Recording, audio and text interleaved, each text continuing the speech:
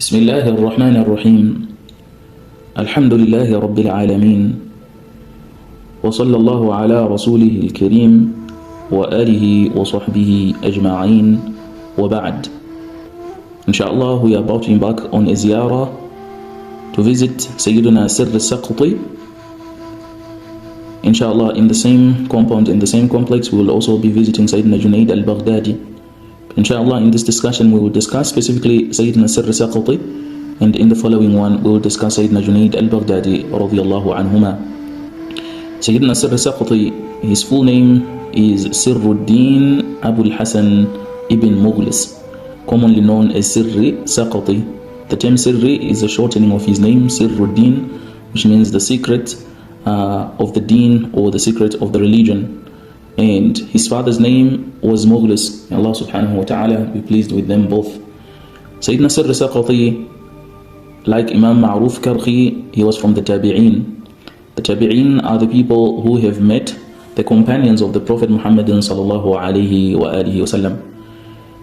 And the teacher of Sayyidina Sirri Saqti is none other than Sayyidina Abul Hasan Abul Mahfuz Ma'ruf Karhi. He was his spiritual teacher, and through him Sayyidina Sirri Saqti attained tasawwuf, attained ma'rifah. He, Sayyidina Sirri Saqti, as previously discussed, he would say, I owe everything I have in terms of knowledge, in terms of spirituality, to none other than Sayyidina Ma'ruf Karhi, who through following his path I have attained who I am. Subhanallah. Sayyidina Sirri Saqti, he is also the master or the teacher of Sayyidina Junaid al-Baghdadi. So in this we can see an itra or a sanad or a silsila which is coming from Sayyidina Ali al-Rida, upon whom Sayyidina Ma'ruf Karhi, he embraced his Islam. And this extends to Sayyidina Sirri Saqti, and from Sayyidina Sirri Saqti it is watered down to Sayyidina Junaid al-Baghdadi radiyallahu ta'ala anhum ajma'in. Sayyidina Sirri Saqti took tutelage of tasawwuf under the hands of Sayyidina Ma'ruf Karhi, as it has been discussed, and he became a great scholar and a great sheikh in his own right.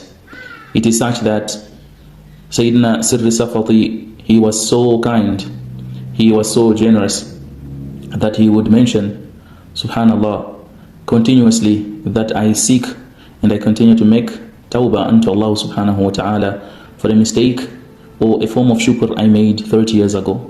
So remember, he's saying, I'm seeking Allah's forgiveness and pardon for having made shukr to him 30 years ago. And his students will ask, what type of shukr is this which necessitates that you ask Allah Ta'ala's pardon and you continue to make tawbah for 30 years? And he relates to say, once the news came to me of people's belongings and people's markets having been devoured by the fire, and my shop was the only one which was left untouched with the fire. When this news came to me, I was so grateful to Allah subhanahu wa ta'ala, and I made shukr for this. Meaning to say, my shukr, I made shukr to Allah subhanahu wa ta'ala, expressing gratitude for my shop not having been burnt down at the displeasure of my brother. Subhanallah, subhanallah. And it brings about a very, very important question, which inshallah, if there's anything which we can benefit on this journey, is that we should want or love our brothers genuinely and truly from our hearts what we love for ourselves. It is a natural response that if Allah subhanahu wa ta'ala saves you from any musibah or challenge, you are grateful to Him subhanahu wa ta'ala. But the maqam Sayyidina Sirri Saqti was such that he was still making tawbah to Allah subhanahu wa ta'ala for a shukr which he made to him for having saved him, though others had been afflicted with the musibah. How many times do we as people find ourselves being delighted with the musibahs of others, never mind making shukr for that which Allah subhanahu wa ta'ala has saved us from? It is also related that once Sayyidina Sirri Saqti was sitting with his murideen and he was giving a lecture on the importance of sabr, and as a result of this, a scorpion stung him and it continued to sting him radiyallahu anhu. And his murideen, upon seeing this, some of them asked the Imam the permission to kill the scorpion, and the Imam said, how can I contradict that which I'm teaching?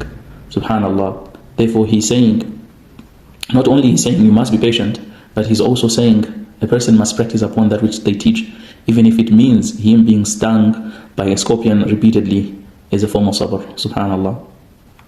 There are many, many miracles which Sayyidina Imam Sirri Saqti has mentioned or has portray to the people. And subhanallah, once again, because this is a brief discussion, we will not be able to discuss all of those. But one which comes to mind at this particular time and moment is that when Sayyidina Sirri Saqti, like his teacher Sayyidina Ma'ruf Karhi, he found someone drunk and he was lying on the ground. So Sayyidina Sirri Saqti, he takes water and he cleans this person's mouth, subhanallah, in such a mashallah way. Upon being asked, the person has been consuming alcohol, "Oh Imam, why did you clean his mouth?" Sayyidina Sirri Saqti, he responds to say, because this man was taking Allah Ta'ala's name in form of dhikr and remembrance whilst he's in the state of drunkenness. As a result, I had to clean his mouth to ensure that he does not take Allah Ta'ala's name with his mouth which is not pure. Subhanallah. La ilaha illallah.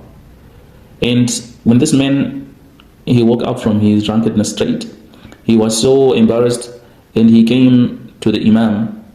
And when he came to the Imam, he asked to join the Imam in Salatul Tahajjud, in which the Imam and the people are shocked. What has happened? Why did you come to me? And the Imam, the former drunkard, he responds to the Imam and he responds to the people and he says, "Oh Imam, I know this knowledge has been revealed to you, but to share it with others is that I heard a voice which has instructed me to come and pray in your presence. And this voice has instructed that I spend the rest of my life and my time with you." And this person actually turned out to be one of the greatest scholars, whom inshallah, if we get a chance, we'll be discussing about him as well. And from this, it was heard a voice which said, "O Sirri Saqti, you have cleaned and you have purified the mouth of this man for my sake. Therefore, I have purified his heart for your sake."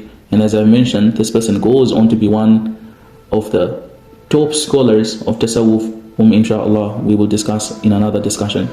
As a result, we see that Sayyidina Sirri Saqti was not just an ordinary man, but from his hands many people were guided, and from his hands even the likes of Sayyidina Junaid al-Baghdadi were guided.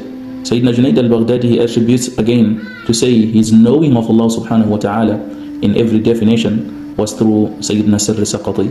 May Allah subhanahu wa ta'ala grant us the understanding of the words. May Allah subhanahu wa ta'ala enable us to benefit from the presence of such a noble and a great scholar of Tasawwuf. Wassalamu alaikum.